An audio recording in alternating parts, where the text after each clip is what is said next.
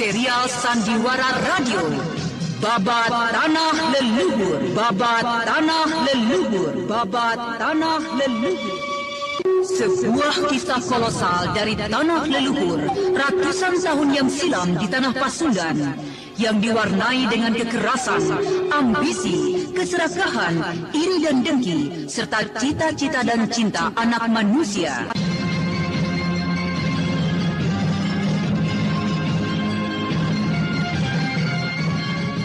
Kisah besar ini didukung oleh artis-artis terkenal Sanggar Prativi. Babat Tanah Leluhur. Kali ini dalam episode kelima dengan judul Bidadari Pencabut Nyawa. Bidadari Pencabut Nyawa. Naskah disusun oleh Lizard Sponson. Ide cerita Cece Suhyar. Teknik dan montase Yadi Enos. Musik oleh Hari Sabar dengan sutradara Thomas Aki.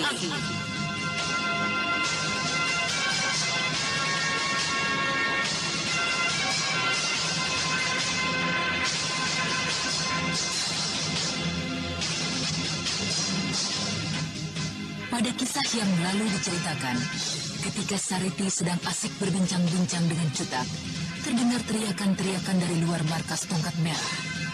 Dan tidak lama kemudian, Cutak dengan tergesa-gesa kembali menemui Sariti. Oh, Nona, mereka datang, Nona. Siapa Cutak? Orang yang pernah diusir oleh penolong kami, Raden Sakapalwaguna. Orang-orang Indra Prasta. Mari, kita lihat mereka.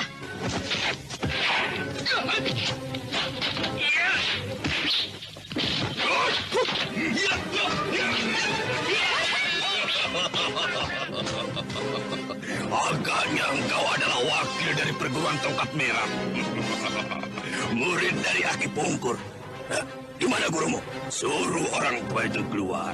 Aku Sobala tidak gentar padanya. Orang tua, untuk apa kau datang dan membuat kekacauan di sini? Apa salah kami sesungguhnya? Anak ingusan. Cobalah kau tanyakan pada orang yang berdiri di sampingmu itu. Tanyakan, apa yang telah dilakukannya dengan orang-orangku ini, ha? Oh, jadi benar. Kalian adalah orang-orang Indra Prasta. Ya. Maaf orang tua, kami sebenarnya tidak ingin mencari perkara dengan Indra Prasta. Tapi sebagai seorang warga Pasundan yang baik, kami tidak mungkin akan membiarkan tanah kami kembali menjadi ajang pertempuran besar yang akan merusak tatanan kehidupan. Kau bicara ngelantur macam apa, Nona? Orang tua, kami sudah mengerti apa yang akan dipersiapkan oleh junjungan kalian. Untuk itu kami akan berusaha agar semua itu tidak dapat terlaksana. Jika demikian, maka dalam waktu yang singkat, kami dari Indra Prasta harus melenyapkan kalian seluruh orang-orang Tongkat Merah. Karena kalian sudah terlalu banyak mencampuri urusan kami. Ayo, kepung tempat mereka ini dan jangan biarkan seorang pun dari mereka melarikan diri. Ayo! Adi Sariti, biarlah aku yang menghadapi orang yang bernama Sobali itu. Kau hadapilah orang yang berada di sampingnya. Baik, Kakak. Paman Bojana, atur barisan. Hadapi mereka secara berkelompok. Adi Pagar, mari kita bantai mereka.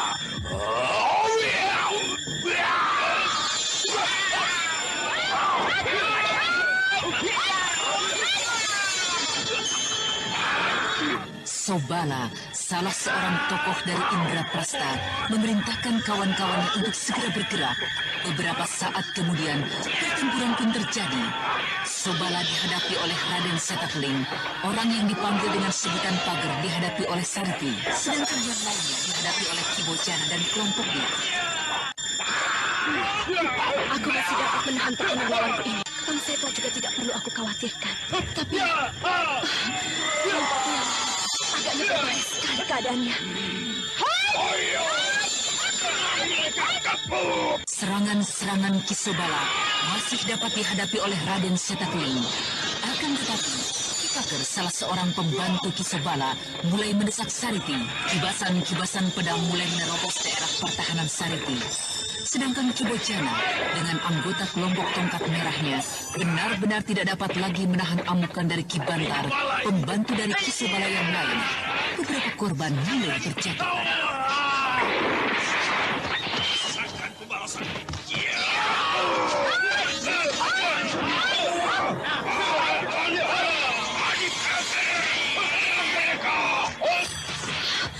Keadaan sangat berbahaya sekali.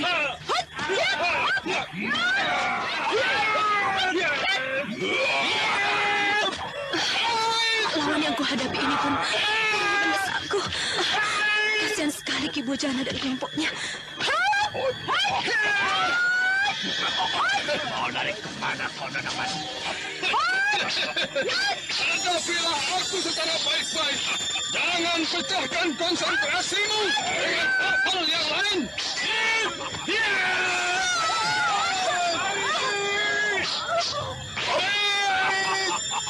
Berhenti! Mau kemana kau anak muda? Hadapi saja aku. Biarkanlah kawanku itu menghadapi kawanmu. Ayo, bangunlah. Kenapa kau tidur di situ? Kita teruskan lagi pertempuran ini, orang tua. Ayo, serahlah aku kembali, bocah manis. Sayang sekali. Kakang Bojana memerintahkan aku untuk membunuh semua anggota tongkat merah. Tutup mulut motor itu. Ya! Sayang sekali.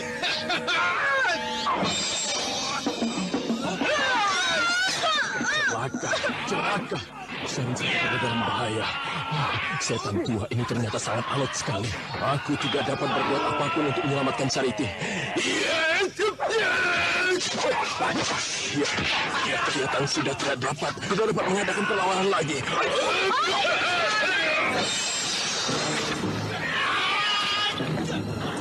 Sariti tergeletak di tanah. Tubuhnya bergerak perlahan-lahan, berusaha untuk berdiri lagi.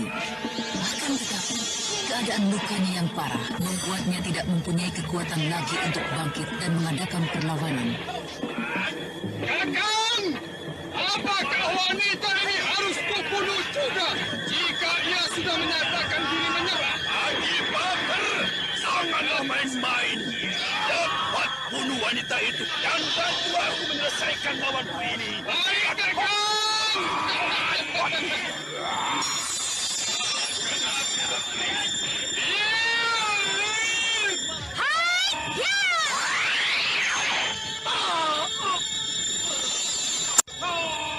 Bidadari pencabut nyawa. Iya, akulah Mayang Telasih.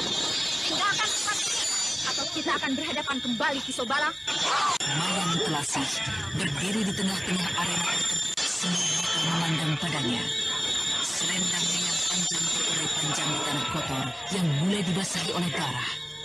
Pundaknya yang terluka dibeban oleh kain panjang untuk mengelabui lawan-lawannya. Mayang Telasih melangkahkan kakinya yang sedikit bergetar karena menahan rasa sakit di dada, pinggang dan kulit. Dengan memaksakan diri, bidadari pencabut nyawa ini memutar-mutarkan selendangnya dan sebelah kakinya menginjak kepala Ki Pager yang telah dibuatnya tak bernyawa. Sekali lagi aku peringatkan, tinggalkan tempat ini Ki Sobala, bawa pergi orang-orangmu. Ya! Aku tidak dapat berbuat apa-apa lagi dengan hadirnya iblis pencabut nyawa ini. Keadaan akan segera berbalik. Kelompokku yang akan segera terbantai di tempat ini. Awas kau Mayang. Dan juga kalian kelompok tongkat. Aku akan segera kembali membawa kelompok yang lebih besar. Kalian semua akan menerima pembalasanku. Ayo, tinggalkan tempat ini. Cepat! Lenyap sudah orang-orang Indraprasta dari pandangan. Kemudian Mayang Telasih tak dapat lagi mempertahankan tubuhnya. Wanita perkasa yang amat kejam dan ditakuti itu terguling dan roboh ke tanah.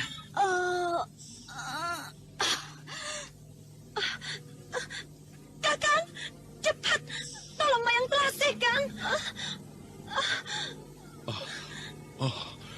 Dia pingsan, Adik Sariti. Oh, tubuhnya panas sekali. Bagaimana dengan kau sendiri, Adik Sariti? Tidak apa-apa, Kang. Kau bawalah dia ke dalam. Aku masih sanggup berjalan ke dalam. Iya. Apa yang harus kulakukan sekarang, Adik Sariti? Kau tolonglah Mayang. Dia telah menyelamatkan kita semua. Tapi bagaimana dengan keadaanmu sendiri, Adik Sariti? Aku tidak apa-apa. 2 buah pil sudah kutelan. Rasa sakitku sudah agak berkurang, Kang. Sekarang, tolong, cepat tolong Mayang, Kang. Iya. Kasihan sekali dia. Kau lihat, tubuhnya jadi panas sekali. Tapi bagaimana aku harus menolongnya, Sariti? Sudahlah, Kang. Kakang dapat menyalurkan tenaga dalam Kakang melalui punggungnya. Lukanya menjadi semakin parah. Dia telah memaksakan diri untuk menolong kita. Tapi aku... Kakang. Dia... Ingat, Kakang adalah seorang satria. Kakang harus dapat menolongnya. Biarpun dia adalah seorang jahat. Saat ini, dia dalam keadaan sakit yang amat memerlukan pertolongan. Ya, baiklah, Sariti. Buang jauh-jauh rasa malu itu, Kakang. Keselamatan jiwanya kini tergantung di tangan Kakang Seta. Biar aku bukakan baju atasnya. Nah, Kakang, cepat. Tolonglah dia. Sadarkan dulu dia dari pingsannya. Baiklah, Adik Sariti. Aku harus memusatkan pikiranku dengan baik. Gadis ini betul-betul membutuhkan pertolongan. Tapi, Dewata, berilah aku kekuatan. Dia telah sadar, Adik Sariti. Mayang, coba kau pusatkan sisa-sisa tenagamu. Dan cobalah antarkan tenaga dalam yang akan disalurkan ini ke seluruh tubuhmu. Berusahalah, Mayang. Baik. Ayo, Kakang.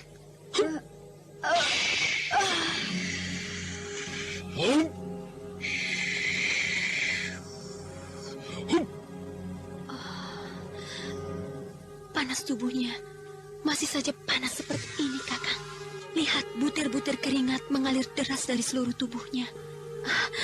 Agaknya pertolongan yang kau lakukan tidak membawa hasil sedikit pun. Lalu, apa lagi yang harus kita lakukan, Adik Sariti? Entahlah, Kakang. Pil yang kumiliki sudah 4 butir kuberikan. Aku tidak tahu lagi apa yang harus kulakukan kini. Kita lihat saja jika memang Dewata masih menghendaki. Oh, di mana dia? Di dalam kamar ini. Ya, Guru. Kakek datang. Mudah-mudahan kakek dapat menolongnya. Kakek, cepat tolong Mayang Telasi, Kek. Kasihan sekali keadaannya. Mayang Telasi. Kenapa kita harus menolongnya, Sariti? Keadaannya sangat parah, Kek. Dia terluka dalam yang sangat hebat. Dan lagi, ini semua karena ia menyelamatkan kelompok kita. Mayang Telasi menyelamatkan kelompok kita. Iya, menyelamatkan kelompok kita dan juga diri saya, Kek. Ayo, Kek, cepat tolong dia. Iya. Coba aku lihat keadaannya. Luar biasa sekali lukanya. Dada, pinggang, pundak. Oh, parah sekali. Ya. Nasibmu memang baik sekali, Mayang. Apa maksud kakek? Kakek dapat menyembuhkannya? Ya, mana mungkin aku dapat menyembuhkan luka yang telah sedemikian parahnya, Sariti. Jadi? Jampi, kemari kau. Aku mempunyai pekerjaan untukmu. Nenek Jampi datang kemari, Kek. Itulah, makanya aku katakan nasibnya baik. Jika tidak, pastilah dia akan mati beberapa saat lagi. Ada apa kau memanggilku ke dalam, Pungkur? Jampi, ini ada pekerjaan untukmu. Baru saja minuman hangat itu dihidangkan. Belum lagi sempat aku minum. Sudah kau berikan pekerjaan, Pungkur? Benar-benar aku datang ke tempat yang tidak tahu sopan santun. Dasar pengemis miskin. Tapi keadaan wanita ini amat parah, Nek. Menurut kakek Pungkur, ia hanya dapat bertahan hanya beberapa saat lagi. Siapa bilang? Dia masih akan dapat hidup sampai besok pagi. Ada hawa murni yang bergolak di sekitar jantungnya. Itu yang akan dapat menahan umurnya hingga fajar besok. Tolonglah dia segera, Nek. Kasihan sekali keadaannya. Baiklah, baiklah. Aku akan mencoba menolongnya. Ini kau berikanlah pil ini padanya. Masukkanlah ke dalam mulutnya. Tapi, Nek, dia sedang tak sadarkan diri. Kau bisa paksakan. Dan kau luluhkan pil itu dengan air sedikit. Iya. Lakukanlah seperti yang dikatakan gurumu itu, bocah. Kek, apakah obat ini saja cukup untuk menolongnya? Sudah. Kau ikuti saja perintahnya, Sariti. Dia pasti tidak akan membiarkan seorang pun pasiennya mati. Ayo, lakukan cepat. Baik, Kek. Saya akan mencari air sebentar di belakang. Anak muda, gurumu sedang kebingungan memikirkan dirimu. Nah, temuilah dia nanti di depan sana, ya. Oh, jadi guru ada di sini? Tunggu dulu. Kau jaga dulu Mayang sampai Sariti kembali. Aku akan ke depan sana. Oh, guru telah datang. Berarti aku harus segera mempertanggungjawabkan hilangnya Cempaka. Aku pasti akan kena marah. Mayang telah sadar.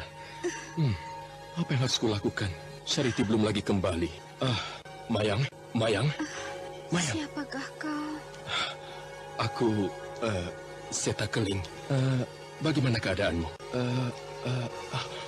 Itu Sariti datang membawa obat untukmu. Mayang, minumlah. Minumlah ini, Mayang.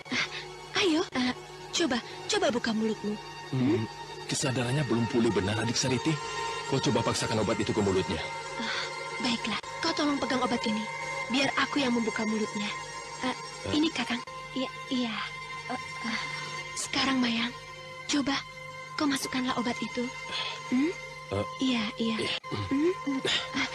Terus, Kakang, sampai habis. Iya. Iya.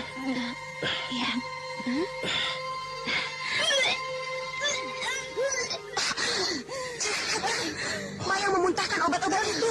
Dan lihatlah, darah yang hitam mengental itu. Tidak apa, Sariti. Kukira itu adalah darah yang memang harus dikeluarkan. Darah hitam itu adalah karena luka dalam tubuhnya yang sejak kemarin dideritanya. Nah, lihatlah itu. Dia tertidur. Iya. Jika begitu, kau dapat beristirahat sekarang, Kakak. Baiklah, adik Sariti. Aku tinggalkan kau ya. Aku ingin menemui Eyang Guru. Maafkan saya, Eyang. Saya telah bersalah melalaikan tugas yang telah Eyang berikan. Apakah yang kau maksudkan? Cempaka. Benar, Eyang Guru. Cempaka telah lepas dari tangan saya, Eyang. Seseorang telah membawanya pergi. Bagaimana itu sampai dapat terjadi, Seta? Siapa yang telah membawanya pergi? Saya tidak tahu, Eyang. Saya tidak tahu. Akan tetapi kami berkesimpulan bahwa yang mengambilnya adalah kakek Mamangkuraya. Kau ini bicara apa, Seta? Iya. Bukankah Mamangkuraya menurutmu sudah mati di Bukit Batu Larang, Wanayasa? Seta, apa yang kau katakan? Ceritakan apa yang telah terjadi sesungguhnya. Ketika Eyang memerintahkan saya dan juga Sariti kembali, saya hanya menemukan Raden Karmapala seorang diri. Seorang pengawalnya sudah tidak bernyawa lagi. Dan darinya saya mendapat keterangan bahwa Sariti baru saja menyusul Raden Purbaya yang dibawa oleh Mayang Telasi. Purbaya.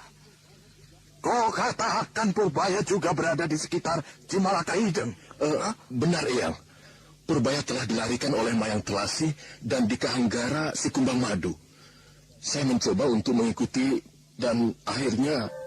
Demikianlah, kemudian Raden Setakling menceritakan semua pengalamannya bertemu dengan Mayang Telasih dan Dika Hanggara, juga tentang lenyapnya Cempaka dari sisi Sariti tanpa disadarinya. Benar perkiraan kalian. Aku pun mungkin tidak dapat mengambil cempaka dari sisi Sariti tanpa diketahuinya. Satu-satunya orang yang dapat melakukannya hanyalah kakekmu Mamangkuraya. Jerangkong hidup sudah tidak mungkin melakukannya. Dia sudah mendapatkan luka yang sangat parah. Lalu bagaimanakah dengan Jerangkong hidup, Eyang? Dan juga dengan Raden Karmapala yang saya tinggalkan di Cimalaka Hideng itu? Anak itu masih berada di sana. Setelah beberapa saat aku dan utusan Galuh itu tiba. Dan anak itu tidak bersedia untuk ikut denganku lagi. Dia telah kembali ke Galuh bersama dengan Pakih Sulung dan rombongannya. Sedangkan dengan Jerangkong hidup,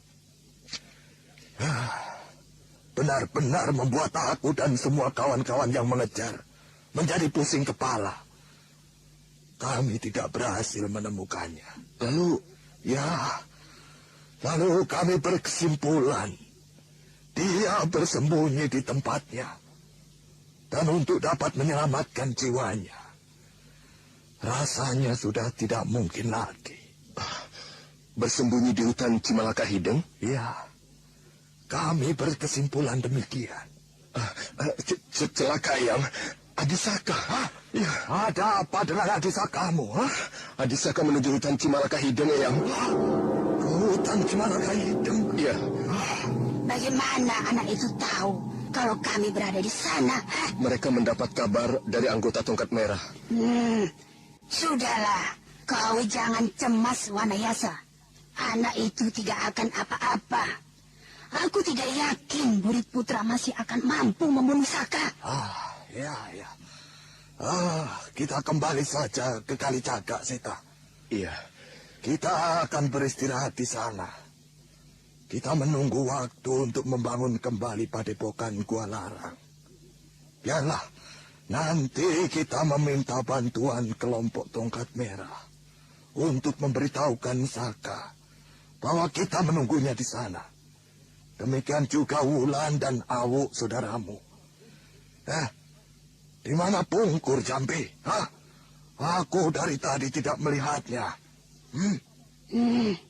Dia pamit padaku. Hendak mempersiapkan anak-anak buahnya meninggalkan kota Papayan. Utusan Galuh itu pasti akan kembali bersama dengan Surapraba. Surapraba.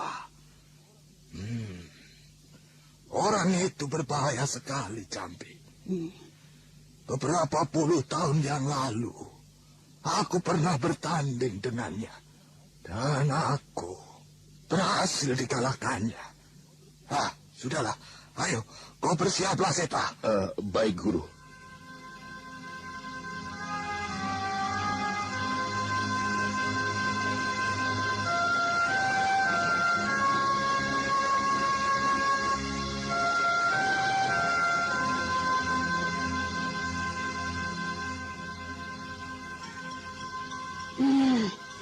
Keadaan wanita ini cukup serius. Tidak ada tempat yang paling tepat untuk menyembuhkannya selain di tempatku. Jadi, Nenek akan membawanya ke tempat Nenek di pinggir sungai Cipunagara? Iya, betul, Sariti. Kenapa? Kau keberatan? Tidak, Nek, tidak. Tapi, tahukah Nenek siapa wanita ini? Kenapa kau tanyakan itu padaku, Sariti? Siapakah wanita ini? Dia adalah Mayang Telasih. Mayang Telasih. Bidadari pencabut nyawa. Benar, Nek. Lalu kenapa? Apa yang dikhawatirkan pada diri Nenek? Kepandaiannya sangat tinggi, Nek. Terutama akhir-akhir ini. Dalam keadaan luka parah seperti ini, ia sanggup merobohkan lawan yang memiliki kepandaian yang hampir mengalahkan saya. Apakah kau khawatir dia akan mencelakakan aku? Tidak usah kau mengkhawatirkan diriku. Itu lihat Ki Pungkur sudah siap. Tolong kau carikan orang yang dapat membantu aku membawa gadis ini ke tempat tinggalku. Akan saya siapkan, Nek.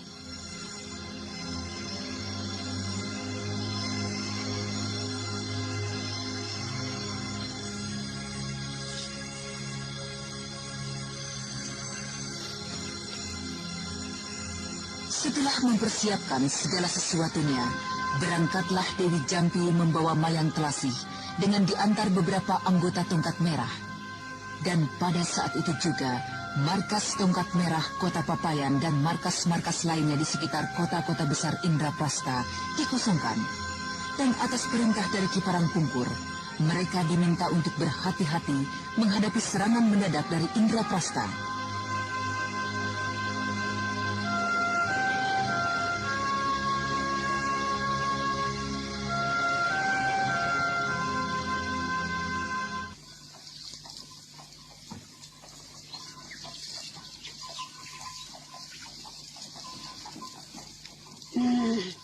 Bagaimana keadaanmu, Mayang?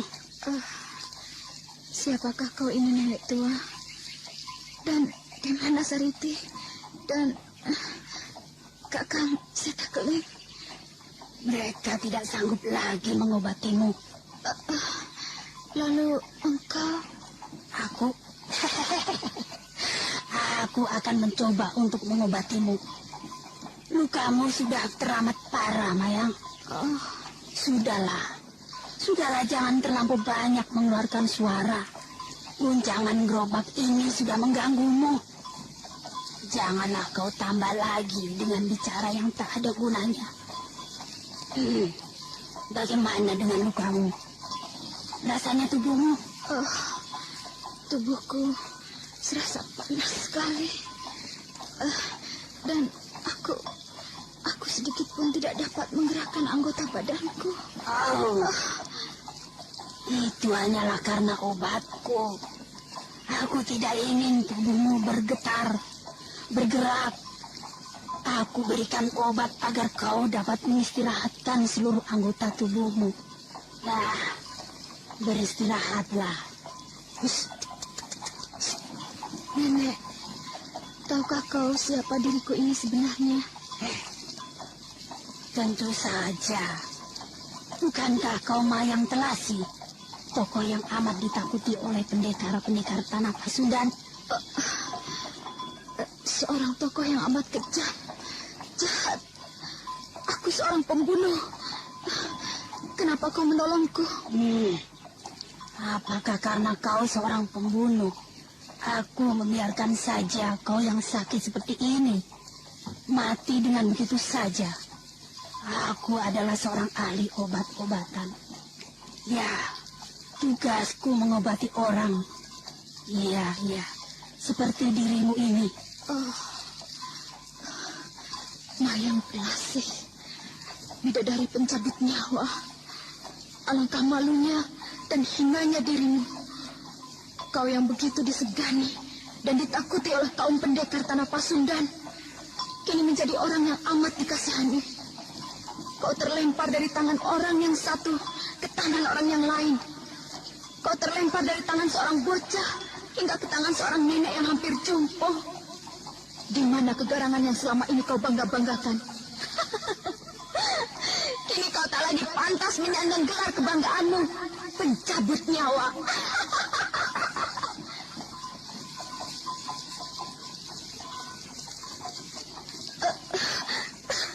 Tidak.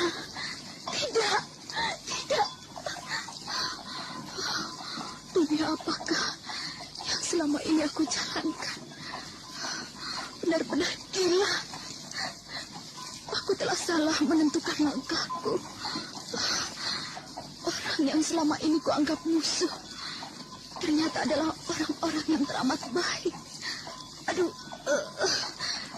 Dan orang yang begitu baik yang menjadi kekasihku ternyata adalah ular dan setan licik.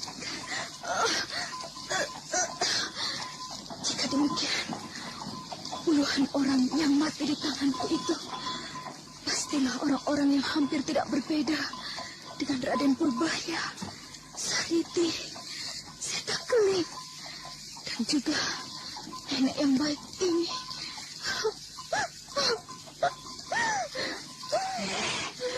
Kau menangis, Mayang. Kau dapat menangis. Kenapa kau menangis, Mayang?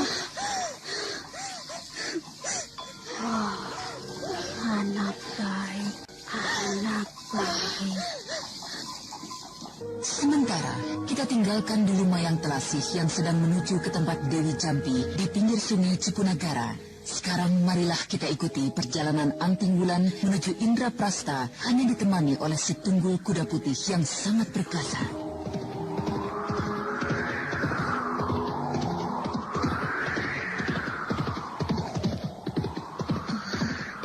Maaf Kakang Saka, aku tidak mungkin dapat pergi berpetualang bersama denganmu lagi. Dosa yang pernah kuperbuat pada Intang Pandini dan juga padamu tak dapat kuhapus dari hatiku. Dosa itu begitu dalam membekas di relung hatiku. Aku harus mengurangi kecepatan lari si Tunggul. Beberapa rumah penduduk sudah kulihat dari kejauhan. Tunggul, kurangi kecepatan larimu. Nah, sebentar lagi kita akan tiba di gerbang Indraprasta. Nah, Tunggul, itu.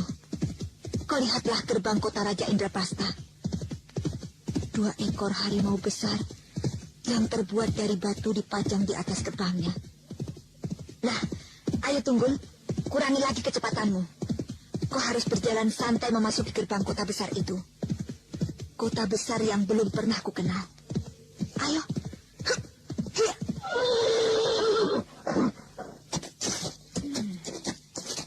Hari masih pagi, tapi perutku sudah terasa demikian laparnya.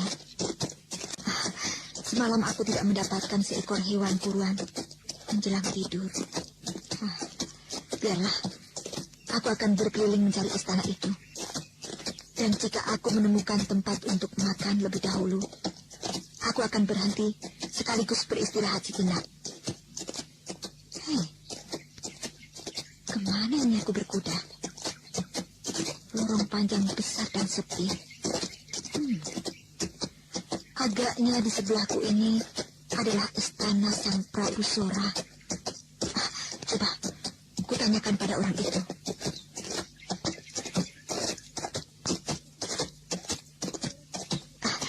Di sana, bolehkah aku sedikit bertanya padamu?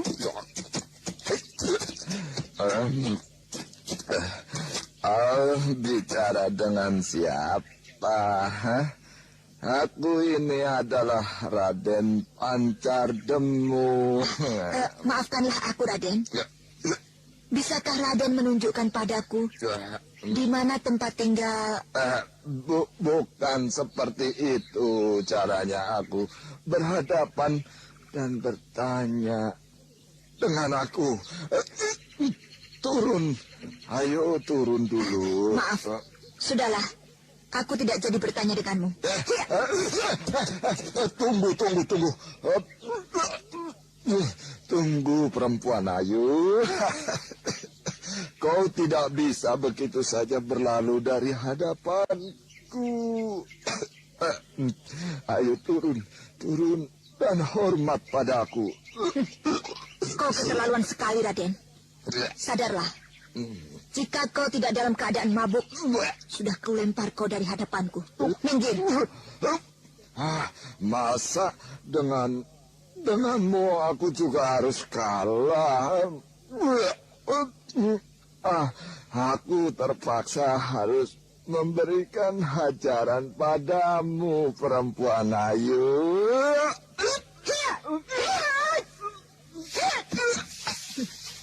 Menyingkirlah dari hadapanku. Ayo. Kau juga berhasil mengalahkan aku.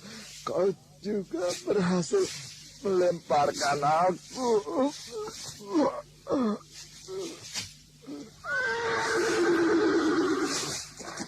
Kenapa jadi seperti ini? Aku tidak memukulnya. Aku hanya melemparnya. Dan lagi juga tidak terlalu keras jatuhnya. Di semak itu.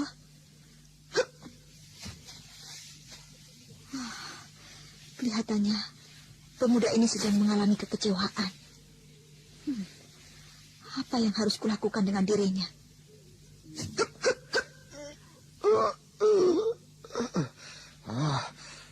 Aku tidak boleh kalah dengan Sancaka.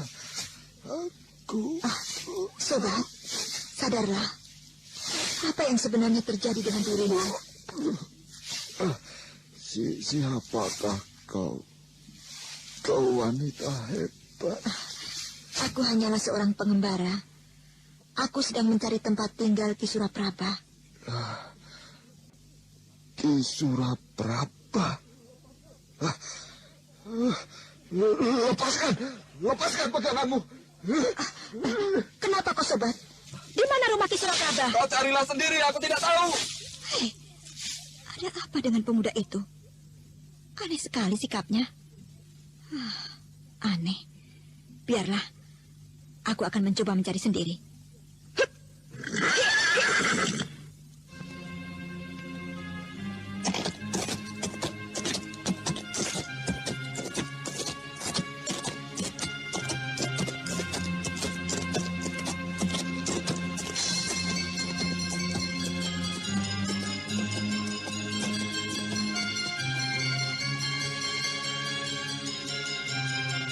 Hari mulai semakin panas.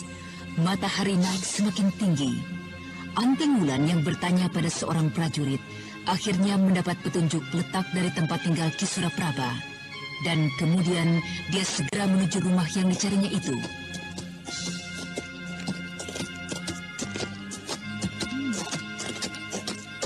Agaknya itu rumah Ki Suraprabha. Kutanyakan pada penjaga di depannya. Maaf Kisana, apakah ini rumah Ki Suraprabha? Oh, benar. Mau apakah kau datang mencarinya? Ki Suraprabha pernah mengundangku untuk datang dan main ke rumahnya. Hah? Ki Sura mengundangmu datang dan main ke sini? Iya, benar Kisana. Aku belum mengenalmu, Nona. Jika kau ingin menghadap menemuinya, letakkan dulu pedang dan senjata pendek yang terselip di pinggangmu itu. Kau benar-benar keterlaluan. Masa aku tamu undangannya diperlakukan seperti itu? Kau sampaikan saja bahwa aku Anting Wulan dari Padepokan Gua Larang datang ingin menemuinya. Baiklah. Baiklah, kau tunggulah dulu di sini. Siapakah sesungguhnya Ki Suraprabha? Kelihatannya dia adalah seorang yang sangat penting. Dia amat dihormati. Tempat tinggalnya begitu bagus. Agaknya inilah satu-satunya bangunan terbaik selain Istana Indraprasta. Kukira, pastilah juga kedudukannya kini adalah sebagai orang kedua yang memiliki kekuasaan setelah Sang Prabu Sora. Oh, maafkan saya, Nona. Maafkan saya. Mari silakan masuk. Apakah aku tidak harus meletakkan senjataku di sini? Oh, tidak. Tidak, Nona. Silakan masuk. Oh ya, mari ikuti saya. Ternyata kau datang juga ke tempatku ini, anak baik, anak manis. Ayo, mari kita ke dalam. Ayo, silahkan duduk. Ayo, silahkan duduk. Paman, Paman Suraprabha tidak usah terlalu repot. Saya memang hanya sekedar singgah saja. Saya ingin banyak melihat suasana kota Raja Indraprasta ini, Paman. Oh, iya. Masih sangat banyak waktu untuk itu. Nanti aku atau anakku Sancaka akan mengantarkan berkeliling kota Praja ini. Sancaka? Iya, Sancaka anakku. Kenapa? Apakah kau sudah mengenalnya? Belum, Paman. Hanya saja rasanya saya pernah mengenal nama itu. Kebetulan. Ayo, kemari kau Sancaka. Sancaka, ini. Kenalkan Anting Wulan, murid dari Padepokan Gua Larang. Bukankah kau sudah mengenal nama besar dari Padepokan itu? Namaku Sancaka. Aku Anting Wulan. Ayah, aku datang kemari hendak melaporkan satu masalah. Kau berkelahi lagi dengan anak itu? Dengan Dumung? Iya, Ayah. Dengan Dumung. Anak tolol. Kau selalu saja mencari perkara dengan orang. Apakah kau tidak dapat menahan diri? Anak itu terlalu keras kepala, Ayah. Iya, tapi kau tidak seharusnya melayani seorang pemuda lemah seperti itu. Seorang pemuda yang tidak memiliki kepandaian. Iya, tapi pemuda lemah itu sangat sombong, Ayah.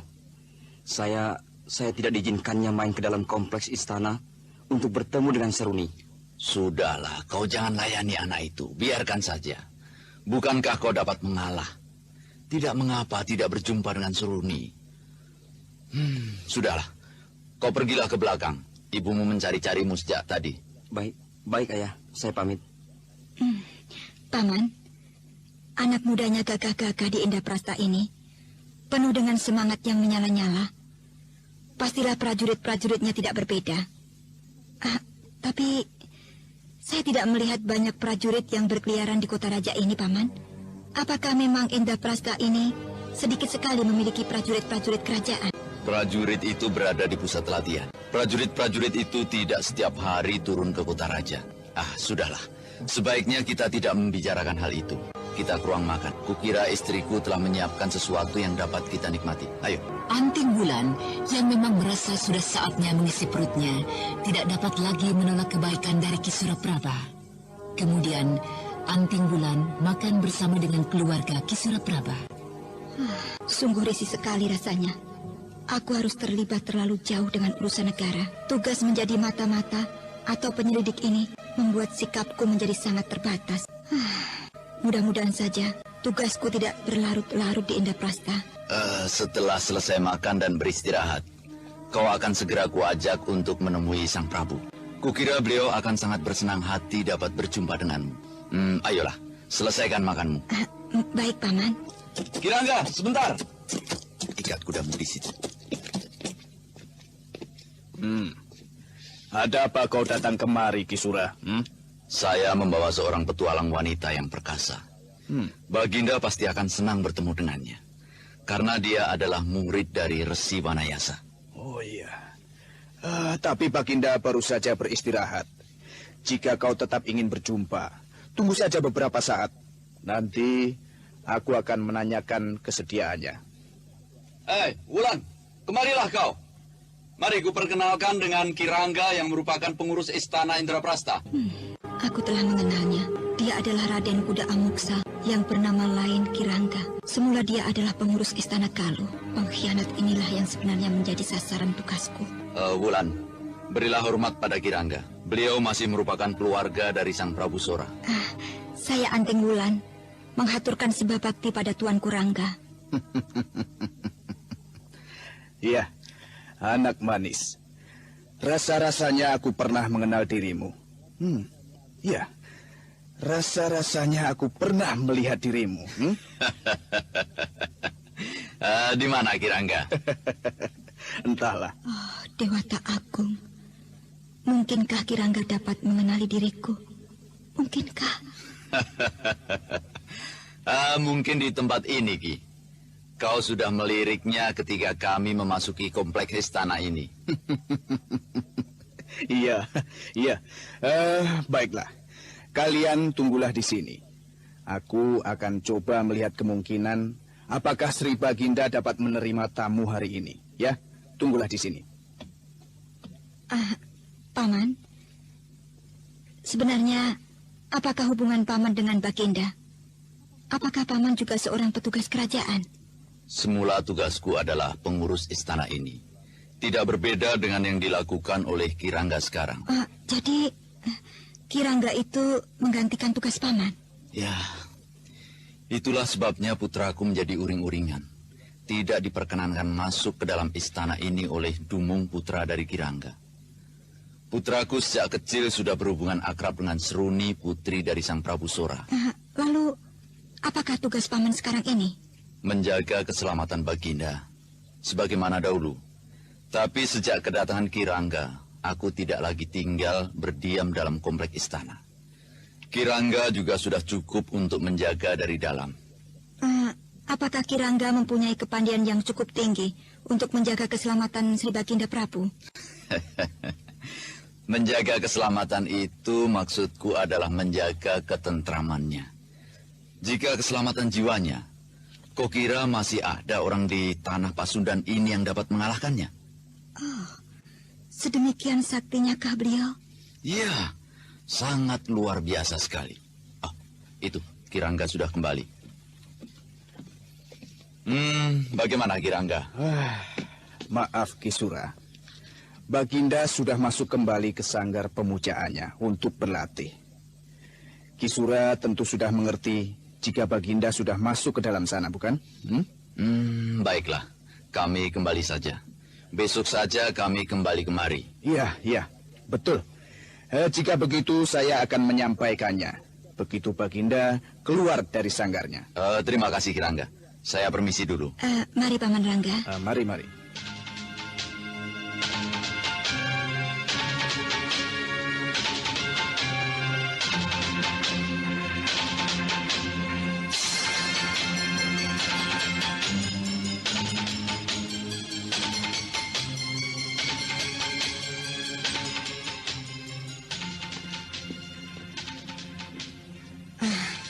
Jika begitu, saya pamit saja, Paman.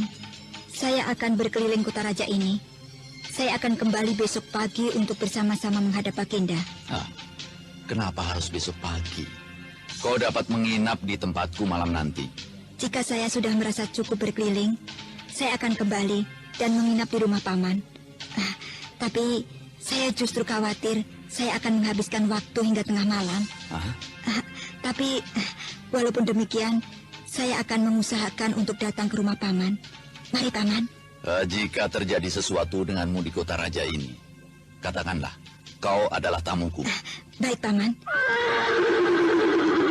Hiya.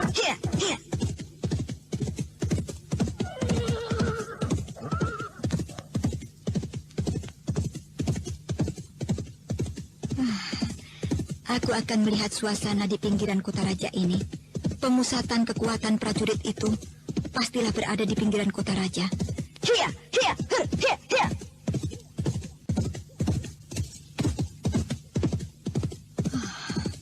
Sudah beberapa saat aku mencari. Hampir separuh pinggiran kota raja ini kususuri. Belum kulihat juga tanda-tandanya. Tempat pemusatan prajurit kerajaan Indraprasta. Hei, bukankah itu pemuda yang aneh itu? Pemuda yang pernah kutemukan di lorong sepi. Sedang apakah dia duduk sendiri di atas batu itu? Coba ku dekati.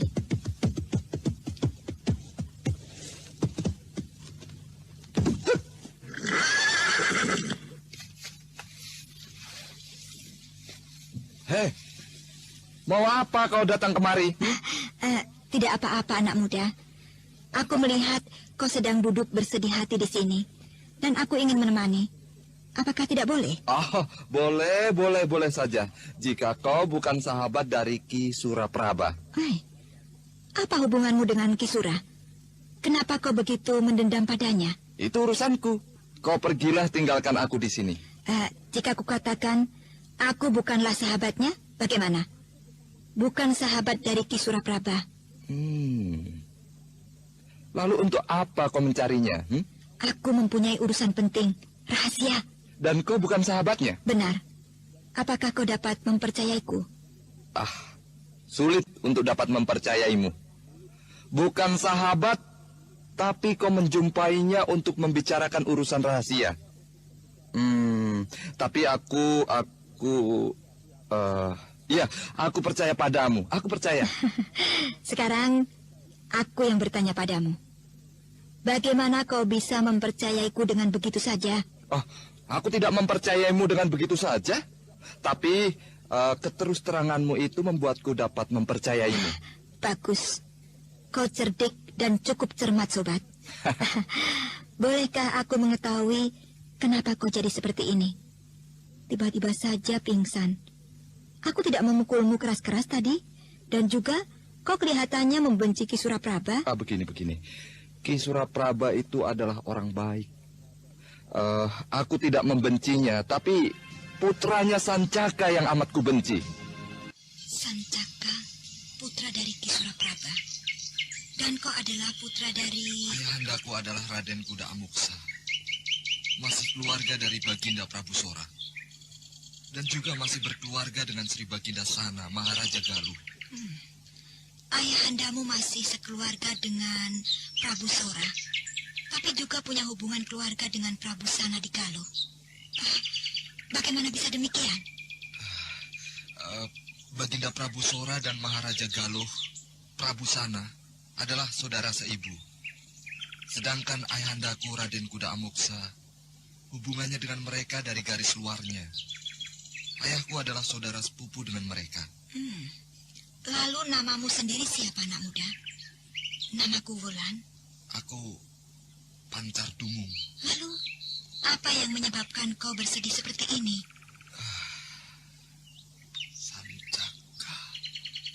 Sancaka. Iya, kenapa dengan Sancaka? 3 kali aku telah bertempur dengannya. Tapi aku selalu saja dikalahkannya. Apakah kau pernah mempelajari ilmu olah kanuragan? Baru saja aku mempelajarinya. 3 minggu yang lalu aku mulai mendapat pengarahan ilmu olah kanuragan. Itu pun secara sembunyi-sembunyi. Ayahku melarangku untuk mempelajari ilmu olah kanuragan. Mengapa bisa begitu? Ya, aku sendiri tidak tahu alasannya. Karena itulah, aku kini menjadi bulan-bulanan dari Sancaka. Semula aku berkelahi dengannya. Aku dibuatnya jatuh bangun. Semua wajahku dibuatnya matang biru. Lalu aku menjadi dendam padanya. Kemudian aku mencoba untuk mempelajari ilmu olah kanuragan. Baru beberapa hari aku mempelajarinya. Aku mencobanya pada Sancaka. Tapi aku kembali dibuatnya jatuh bangun. Kau konyol sekali. Untuk mengalahkan seseorang yang telah memiliki kepandaian, masa kau hanya mempersiapkan diri beberapa hari? Ya, ketika guruku mengetahui hal itu, dia pun menyalahkan diriku. Dan dia menyarankan agar aku belajar selama setahun. Kemudian baru mencobanya.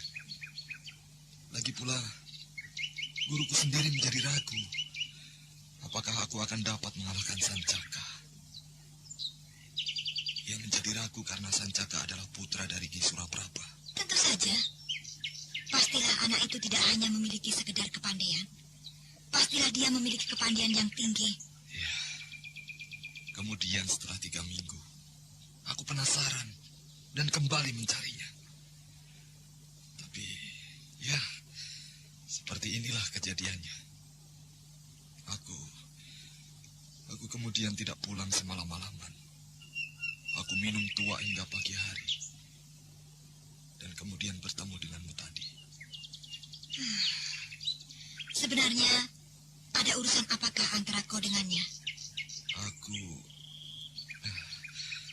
Aku bersahabat baik dengan Putri Seruni, putri dari Ayahanda Prabu Sora. Tapi, sejak anak itu kembali dari perguruannya, dia juga tinggal bersama ayahnya dalam kompleks istana. Tunggu dulu. Kau tadi menyebut Ayahanda pada Baginda Prabu Sora. Apakah kau tidak salah? Ya, aku memang memanggilnya Ayahanda. Baginda mengizinkannya. Karena aku sejak kecil tidak hidup bersama-sama dengan ayahku. Ayahku baru saja kembali dari Galuh.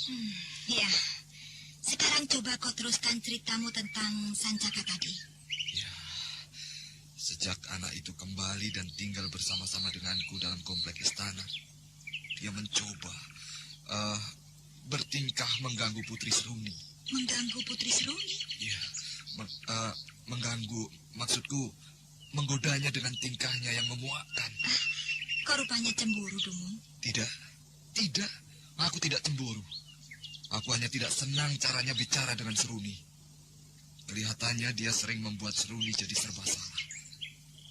Dan ketika ayahku pulang dari Galuh dan tinggal bersama-sama denganku, ayahandaku diangkat Baginda menggantikan Ki Suraprabha. Dan sejak saat itu, Sancaka yang tidak tinggal di dalam komplek istana lagi itu tidak aku perkenankan masuk ke dalam istana untuk bertemu dengan Seruni. Jadi mulai sejak itu kalian terlibat urusan dengannya? Iya. Tapi kenapa untuk urusan yang demikian itu kau sampai sedih seperti ini? Seperti bukan seorang laki-laki saja kau ini. Loh, kok malah menangis? Aku jadi tidak mengerti. Seruni malah selalu menanyakan pemuda yang memuakkan itu. Jadi begitu masalahnya. Aku merasa jadi semakin tidak berarti. Karena itulah aku berusaha untuk mengalahkannya. Aku ingin membuktikan pada diriku bahwa aku ini memiliki kelebihan daripadanya. Tapi dalam perkelahianku yang ketiga kali, dia malah menantangku melanjutkannya dalam pertandingan besok sore. Iya, pertandingan besok sore. Di sini kami hampir setiap 3 bulan sekali mengadakan pertandingan bermacam-macam ketangkasan. Aku belum pernah memenangkan satu cabang pun. Dan untuk pertandingan besok, pastilah dia yang banyak mendapatkan perhatian. Dan aku,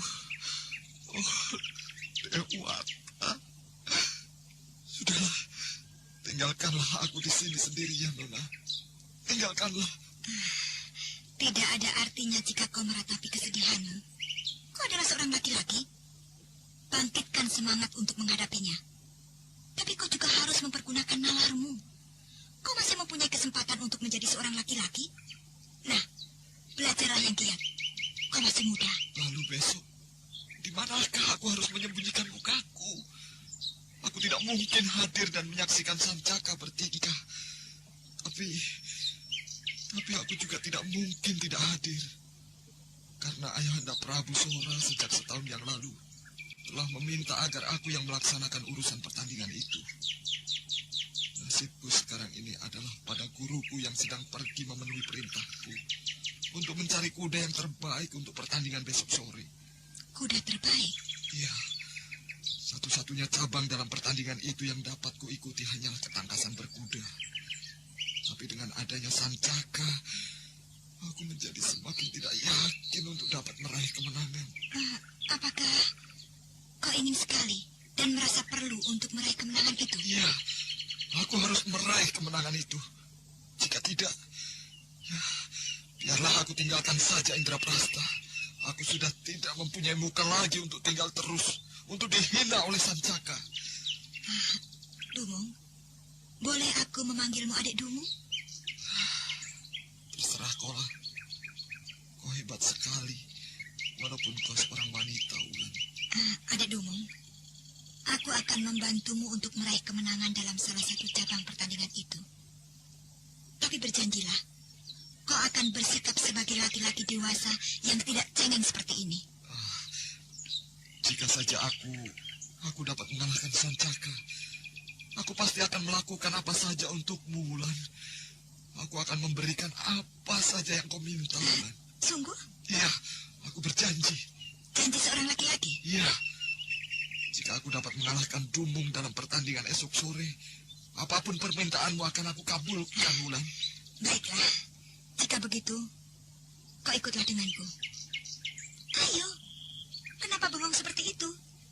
Ayo, naiklah ke kudamu. Kita mencari tempat yang lebih cocok untuk mempelajarinya. Ayo. Kau bersungguh-sungguh, Wulan? Apakah kau tidak percaya denganku? Ayolah. Baiklah.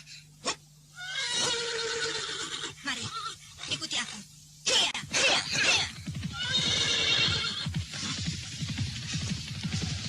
Entah bagaimana dan karena apa, Anting Wulan tiba-tiba saja menjadi tersentuh pada Raden Pancar Dumung, pemuda yang masih kekanak-kanakan itu. Anting merasakan bagaikan ada satu kekuatan yang tidak dimengerti olehnya yang mengharuskannya untuk membantu pemuda itu.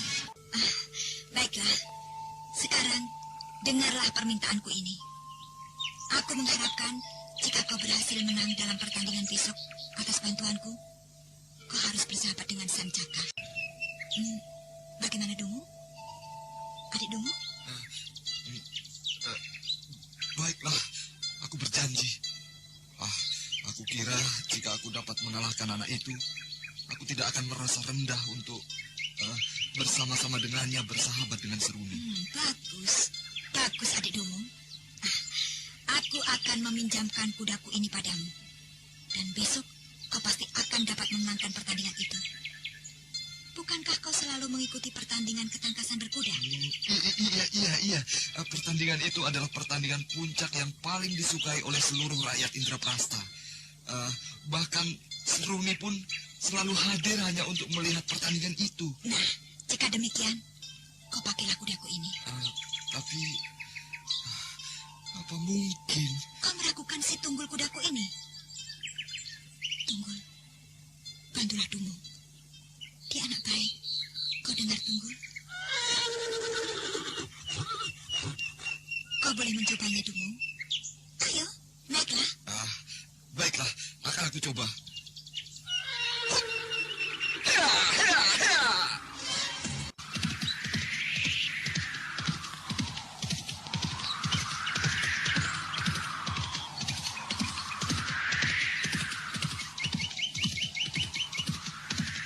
Dungu yang tidak mengira dengan kehebatan Tunggul hampir saja terlempar dari punggung Tunggul kuda aneh itu. Akan tetapi, ternyata pemuda yang tidak memiliki kepandaian olah kanuragan ini cukup memiliki ketangkasan berkuda yang dapat dibanggakan. Setelah berhasil menguasai keseimbangan tubuhnya, ia mendekam erat di punggung Tunggul.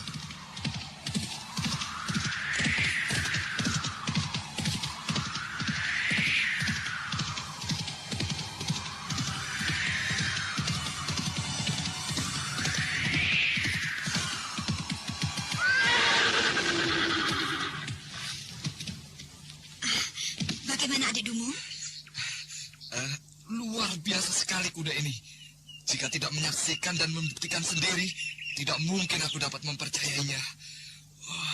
Luar biasa. Aku akan membatasi kecepatan kudamu, Wulan, agar jangan terlalu menjadi perhatian banyak orang. Aku yakin jika orang banyak tahu tentang keluar biasaan kudamu, kau akan mendapat susah, Wulan. Bagus sekali.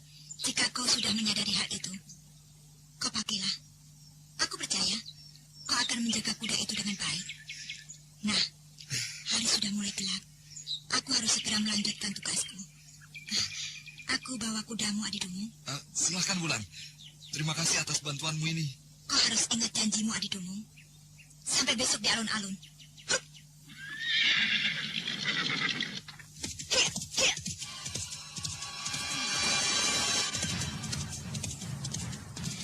Aku harus menemukan tempat pemusatan pasukan Indraprasta. Aku yakin tempat itu tak jauh dari pinggiran kota raja. Hei, apa itu? Mataku masih dapat melihat penunggang kuda yang melintas di depan ke arah timur. Adalah prajurit-prajurit Indraprasta. Agaknya aku telah sampai pada tempat yang kucari. Coba, ku ikuti mereka. Sebaiknya aku tinggalkan kudaku di semak lebat ini. Barak itu sudah tampak dari tempat ini. Aku akan mencoba untuk menyelidiki ke dalam. Pastilah tak jauh di depanku banyak ditempatkan para penjaga. Aku harus berhati-hati. Dinding kayu yang melingkari barak ini tidak terlampau tinggi untuk kucapai. Baiklah, aku akan mencoba naik ke atas sana. Mudah-mudahan tidak ada penjaga yang melihatku dari balik sana. Cukup baik tempat pengintianku ini. Di balik dinding ini, ternyata ada sebuah pohon yang cukup lebat, walaupun tidak sampai melewati pagar dinding ini. Aku akan turun ke pohon yang cukup lebat ini. Jumlah prajurit ini cukup banyak, tapi jika untuk persiapan menggempur Galuh adalah sebuah lelucon, tidak mungkin. Aneh, tapi kukira persiapan mereka untuk menggempur Galuh bukanlah sebuah lelucon. Lalu, di mana letak kekuatan mereka? Ataukah kekuatan prajuritnya dipecah di 2 atau 3 tempat? Iya, kukira demikian. Tapi aku akan mencoba untuk melihat di balik barak tidur sana itu.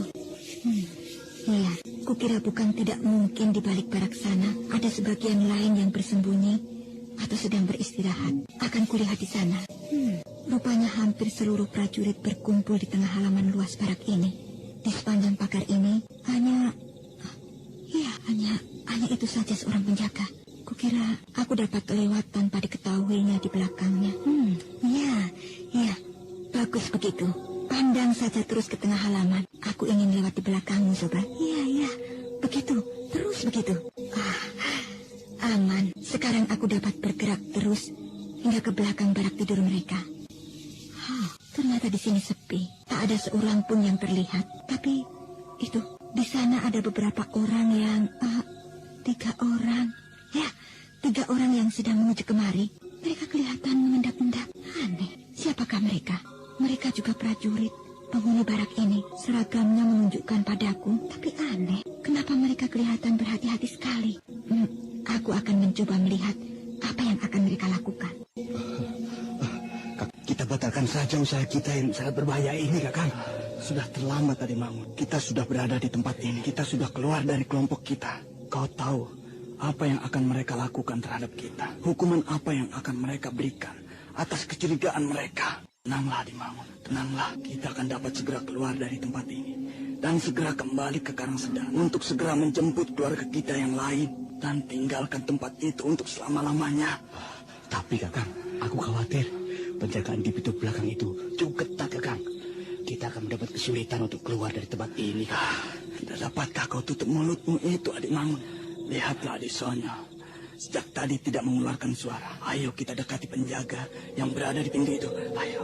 Lihat itu, Kakang. Aki Sumbu yang menjaga pintu itu berbahaya sekali, Kakang. Tutup mulutmu. Tutup mulutmu, tolong. Suaramu akan dapat didengar oleh Kis. Dia mempunyai kepandaian yang cukup tinggi, ya. Apa yang harus kita lakukan sekarang? Sudah tidak ada jalan lain. Kita akan segera diketahui. Tentu beberapa orang kawan-kawan kita akan mencari. Dan hal tersebut akan sampai pada pimpinan kelompok. Lalu pimpinan tertinggi di barak ini. Dan mereka segera akan melakukan pencarian ke seluruh barak ini. Dan ya, kau benar, Adik Mangun. Kita akan dihukum berat. Tak ada jalan lain. Kita harus cepat-cepat meninggalkan tempat ini. Kau tunggulah di sini. Apa yang akan Kakang lakukan? Aku akan memperdaya Aki Sumbu. Ingat, apapun yang akan terjadi, jangan hiraukan aku. Kalian berdua larilah. Begitu aku beri tanda, ya. Tapi apakah yang akan Kakang lakukan? Aku akan memperdaya Aki Sumbu dengan mengatakan bahwa ia dipanggil oleh pimpinan. Dan aku akan menggantikannya bersama dengan kawannya itu. Aku yakin dia akan dapat mempercayai karena aku adalah salah seorang pimpinan kelompok. Dan kawannya itu akan aku selesaikan dengan tiba-tiba. Tunggulah di sini, Dewata aku. Tolonglah hambamu ini. Semoga Aki Sumbu tidak akan mencurigai dengan kedatanganku. Aneh, dia masih diam saja. Padahal seharusnya dia sudah melihatku. Aki dipanggil oleh Ki Chandra. Ada sesuatu yang akan dibicarakannya. Lalu saya diminta. Aki. Aneh, dia kelihatannya dalam keadaan tidak sadar. Ya, kedua-duanya. Ya, juga prajurit itu. Aku harus cepat-cepat memberikan tanda pada kedua kawanku. Segera saja, ketika pelarian itu mempergunakan kesempatan yang sudah berada di hadapannya, kesempatan yang hadir tanpa mereka mengerti. Sementara itu, dari balik semak-semak, Anting Wulan memperhatikan semua gerak-gerik mereka. Untung lemparan batu yang kuarahkan pada orang yang bernama Ki Sumbu itu langsung berhasil. Jika perkiraanku tentang kepandaian orang itu meleset, tentulah ketiga orang itu akan sulit untuk melanjutkan pelariannya. Tunggu, Kang. Napasku hampir berhenti, Kang. Aku tidak kuat lagi, Kang. Kita beristirahat sebentar di sini. Kang, apakah kau hendak mencari mati, Adik Mangun? Ayo, kita teruskan sampai sejauh-jauhnya. Kau lihat itu Adik Sunja manja seperti kau. Tapi Kang, aku sudah tidak kuat lagi, Kang.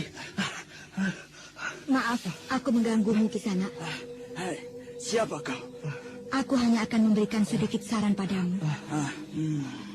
Pastilah mata-mata dari pihak Indraprasta. Sudahlah, tidak ada waktu lagi ke sana. Dengarlah baik-baik. Kalian sebaiknya jangan pergi ke Karangsedana. Mereka pasti akan dapat mengejar kalian. Kau tahu siapa kami? Sudahlah, kalian tak perlu tahu siapa aku. Yang penting, kalian sekarang pergi sejauh-jauhnya. Tapi janganlah ke Karangsedana. Keluarga kalian dapat kalian jemput nanti setelah beberapa lama. 6 bulan, Atau jika perlu 1 tahun, karena mereka pasti akan mengirimkan seseorang untuk mengabarkan pada Karangsedana. Dan jika kalian tiba di sana, dengan berjalan kaki seperti ini, mereka akan langsung menangkap kalian. Orang ini, wanita ini betul, Kakang. Nona, apakah Nona orang yang telah menolong kami, melumpuhkan penjaga pintu itu? Benar, Aki Sumbu maksudmu? Iya, benar. Ternyata Nona lah Dewi penolong kami. Terima kasih, Nona. Terima kasih, Sudahlah, Nona. bangkitlah kalian semua. Berapa banyak kawan-kawan kalian yang dibawa dari Karangsedana? Kira-kira 5.000 orang, Nona. Tapi kemudian sedikit demi sedikit bertambah terus. Kami tidak mengerti apakah maksud dari Prabu Jaya Sentana. Apakah memang Karangsedana hendak dikosongkan isinya dan dijadikan hutan kembali? Tadi kalian katakan lebih dari 5.000. Iya, Nona. Lalu, apakah semua kawan-kawan kalian itu ada di dalam barak tadi? Itulah yang agak aneh, Nona. Kami juga heran karena tidak menjumpai sebagian dari rombongan besar kami. Apakah prajurit-prajurit yang berada di dalam barak tadi hanyalah prajurit-prajurit Karangsedana? Nona, jangan salah mengira. Kami bukanlah prajurit. Kami hanyalah penduduk Karangsedana. Dan sebagian dari penghuni barak itu juga penduduk, bukan prajurit. Mereka ada yang berasal dari kerajaan Kuera dan juga dari kerajaan kecil di tanah Pasundan ini, Nona. Baiklah, terima kasih atas keterangan kalian.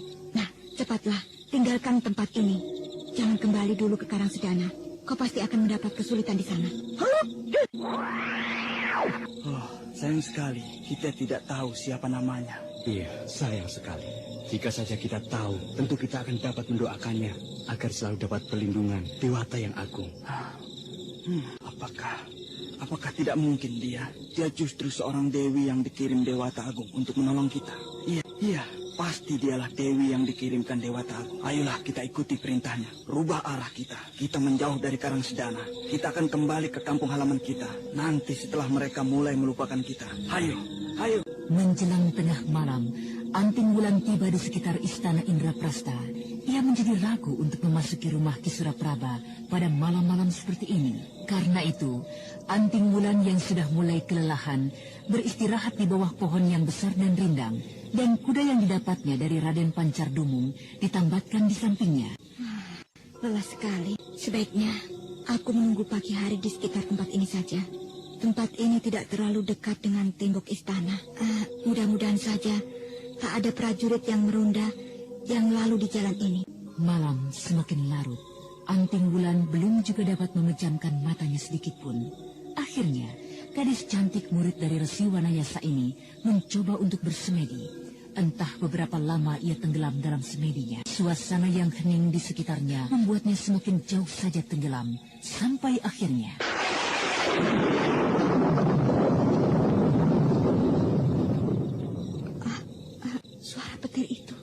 Suara petir itu benar-benar mengejutkan aku. Sudah pagikah ini? Fajar belum lagi tampak di langit ujung sana. Masih tengah malam agaknya.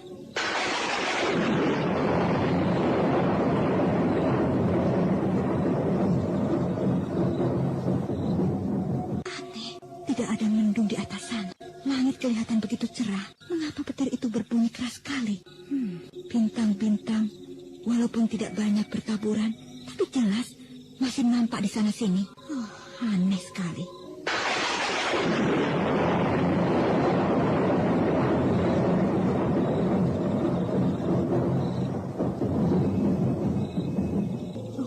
Dewata, pertanda apakah ini? Mengapa petir itu terus saja berbunyi dalam situasi seperti ini? Hei, apa itu? Cahaya bersinar naik ke atas sana. Cahaya itu keluar dari bawah sana.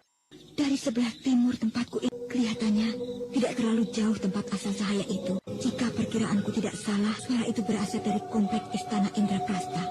Cahaya apakah itu? Cahaya itu masih saja bersinar. Walaupun tidak terlalu terang, tinggi, bagaikan tonggak kayu yang hendak menembus langit. Tidak salah dugaanku. Cahaya itu berasal dari komplek istana. Tapi apakah penyebabnya? Cahaya apakah itu sebenarnya? Kau di sini rupanya, Wulan. Paman Sura kiranya. Paman membuat saya terkejut. Apakah kau tertarik dengan cahaya itu, Wulan? Benar, Paman. Cahaya apakah itu sebenarnya? seperti halnya dengan engkau. Aku pun tertarik dengan cahaya itu. Hanya bedanya, aku sudah beberapa kali mengamati cahaya itu. Cahaya itu adalah cahaya yang keluar dari ruang pemujaan Baginda Rangyang Prabu Sora. Baginda Prabu Sora? Ya, benar. Prabu Sora. Itu adalah wujud dari suatu ilmu yang maha dahsyat, yang semula kukira hanyalah sebuah dongeng saja. Sang Prabu kini tengah melatih dan mencoba melontarkan wujud dari ilmu itu. Angkasa.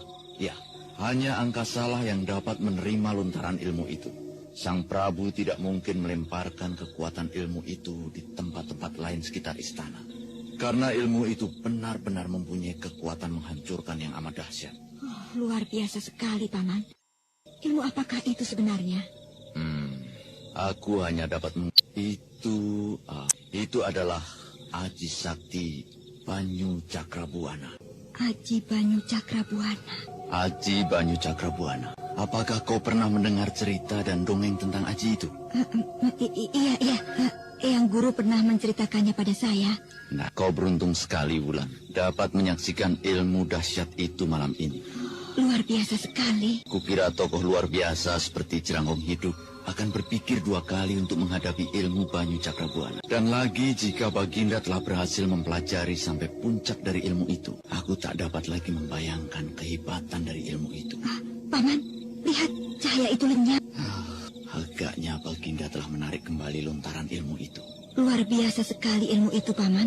Agaknya dengan ilmu yang sehebat itu, Baginda dan juga Indraprasta akan dapat menguasai tanah Jawa dan Pasundan ini. Kukira... Kenapa, Paman? Dengan ilmu sehebat itu, Sang Prabu dapat untuk berbuat apapun. Sang Prabu tidak mungkin akan berbuat seperti itu. Galuh yang terdekat dengannya, yang menguasai tanah Pasundan ini, dikuasai oleh saudaranya sendiri, saudara seibu. Dan lagi pula, di istana Galuh dilindungi oleh seorang tokoh mahasakti yang memiliki kepandaian yang tak dapat diukur. Siapakah dia, Paman? Apakah ada seorang tokoh lagi yang dapat mengatasi kehebatan dari ilmu Cakrabuana? Jika Baginda telah menguasai sampai puncak dari Aji Cakrabuana, mungkin ia akan sanggup untuk menghadapinya. Tapi saat ini Baginda belum sampai pada puncak Aji Cakrabuana. Tapi siapakah tokoh sakti yang memiliki kepandaian sehebat itu, Paman? Menurut Baginda, dia adalah Pendeta Sanata Dharma.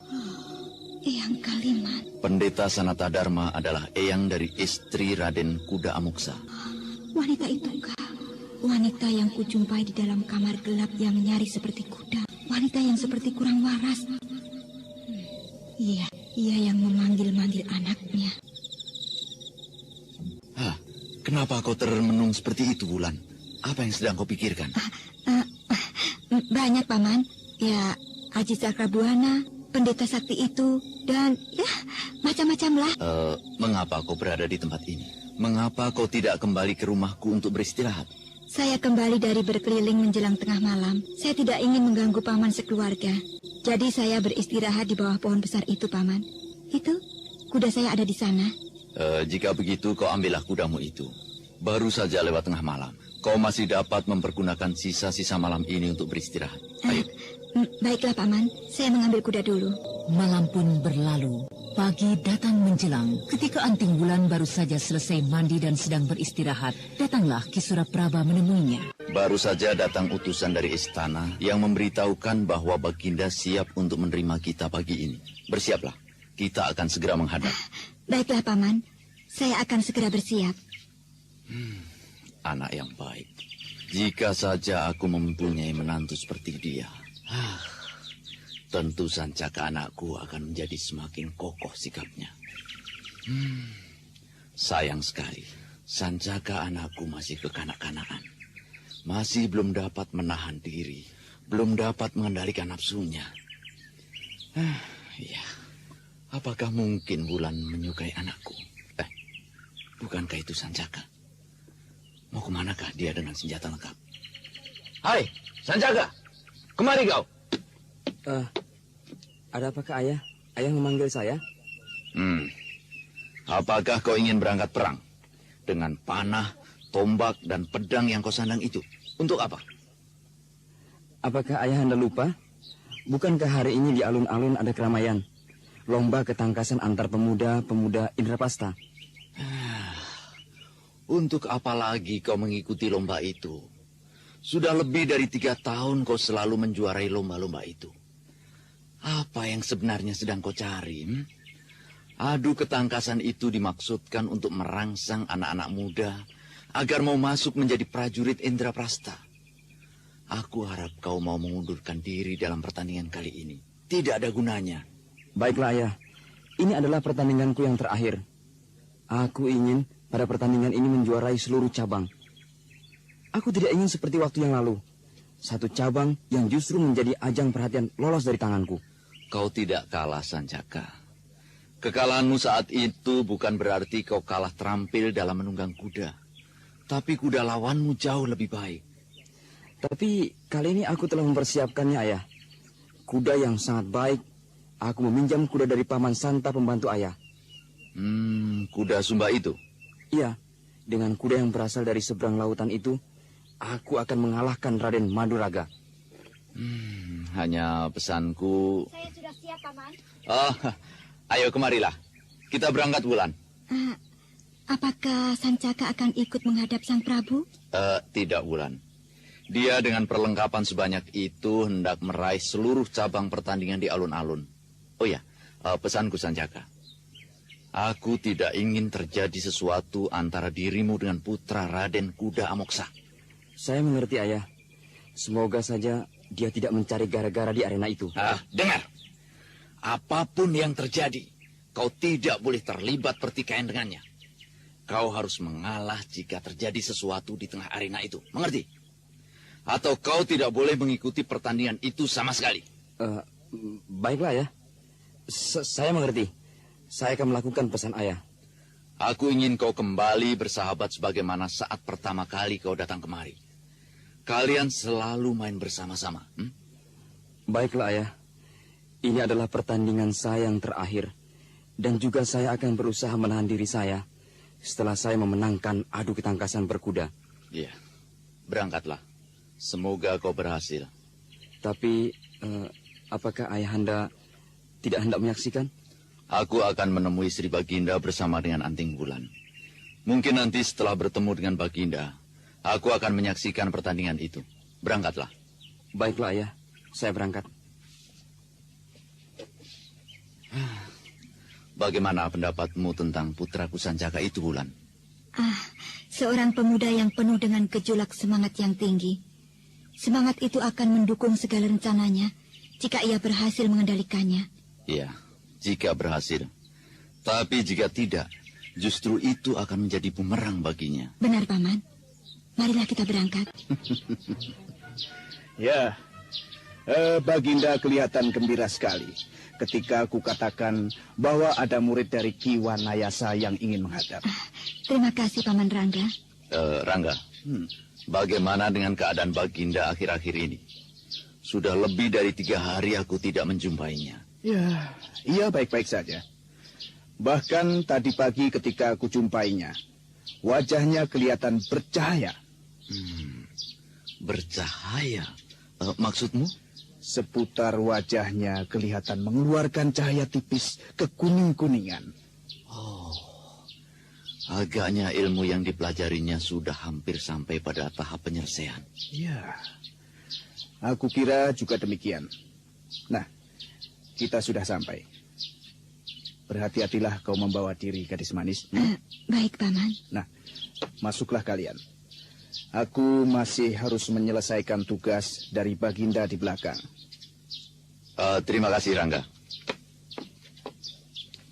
Marilah, kita masuk ke dalam Wulan. Oh, Dewata. Hampir saja aku melupakan sesuatu. Kujang Cakarbuana ini harus kututupi dengan baju luarku. Rangyang Prabu Sora dan Ki Suraprabha pernah mengirimkan orang untuk menghubungi kuda Amoksa agar mencuri Cakrabuana. Untung saja kedua orang itu tidak mengenalnya. Ayolah kita masuk ke dalam. Kenapa kau kelihatan termangu seperti itu? Apakah pedang senjataku ini dapat dibawa ke dalam, Paman? Tidak apa, Wulan. Bawalah saja. Tapi saya kira tidak sopan menghadap Sang Prabu dengan membawa senjata. Biarlah, saya letakkan di belakang pintu ini, Paman. Anting Wulan segera membungkuk dan membelakangi Ki Suraprabha. Kemudian melepaskan pedangnya dan meletakkannya di balik pintu bangsal, dan bersamaan dengan itu ia menggeser kujang Cakrabuana yang disisipkan di pinggangnya hingga ke balik baju luarnya tanpa diketahui oleh Ki Suraprabha. Marilah, Paman. Kita segera menghadap Baginda. Ayo, marilah. Dengan hati berdebar, Anting Wulan melangkahkan kakinya memasuki bangsal utama, tempat di mana Ranghyang Prabu Sora menunggunya. Baru beberapa tindak, gadis manis murid dari Resi Wanayasa itu memasuki pintu bangsal utama. Matanya telah terpaku oleh sesosok tubuh yang tengah duduk bersila di ujung ruangan dengan sikap tubuh yang agak aneh. Matanya terpejam, akan tetapi kepalanya tengadah ke atas, dan di sekitar wajahnya cahaya kekuning-kuningan terpancar halus. Dan dengan pandangan tetap pada tubuh Sang Prabu Sora, Anting Wulan melangkah perlahan mendekatinya, mengikuti Ki Suraprabha. Iya, benar agaknya. Sang Prabu menguasai aji Banyu Cakrabuana. Sikapnya itu adalah sikap khusus dari semedi Banyu Cakrabuana.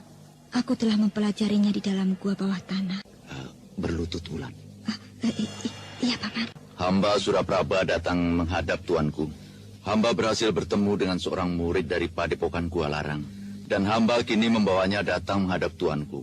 Ranghyang Prabu Sora masih saja berdiam diri. Matanya belum lagi dibuka, kepalanya tetap tengadah. Suasana di bangsal utama itu terasa sepi. Tak sedikit suara pun yang terdengar, kecuali desah nafas dari Ki Suraprabha dan Anting Wulan yang masih saja berlutut. Akhirnya, setelah beberapa saat, Ranghyang Prabu Sora membuka matanya dan memandang ke arah dua orang yang tengah berlutut di hadapannya. Bangkitlah, Sura, gadis muda, dan duduklah dengan baik di hadapanku. Terima kasih tuanku atas izin tuanku untuk kami menghadap. Inikah dia murid dari Paman Wanayasa, Sura? Benar tuanku. Namanya adalah Anting Wulan. Hebat sekali Paman Wanayasa. Hebat sekali hingga dapat menciptakan murid sehebat ini. Apakah kau belajar sepenuhnya dari Paman Wanayasa, Wulan? Benar, tuanku. Hamba yang bodoh hanya belajar dari Eyang Wanayasa. Dia adalah satu-satunya guru hamba. Hamba adalah muridnya yang termuda, murid yang terbodoh.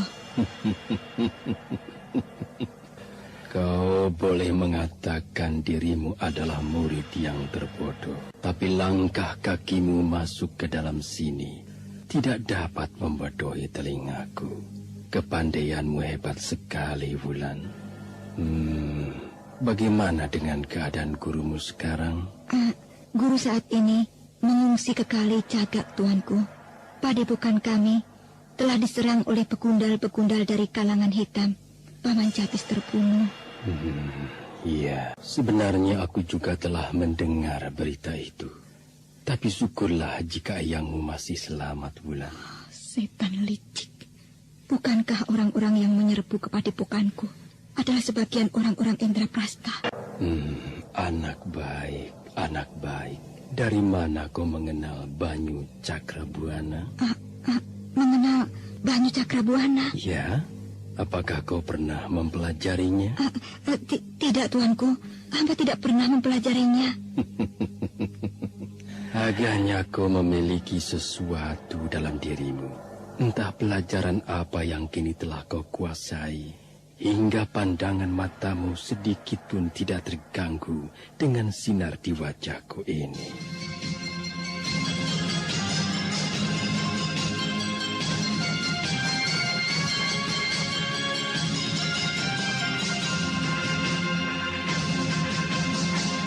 Jantung Anting Wulan berdegup keras. Ia tak tahu apakah harus berbohong ataukah menceritakan semua yang diketahuinya tentang aji Banyu Cakrabuana. Nah, para pendengar sekalian, apakah yang kemudian terjadi dengan Anting Wulan di Keraton Indraprasta? Dan bagaimana pula dengan kisah Raden Pancardumung dan Sang Caka? Untuk mengetahui jawabannya, ikutilah kisah babat tanah leluhur ini dalam episode ke-6, Banyu Cakrabuana. Sampai jumpa.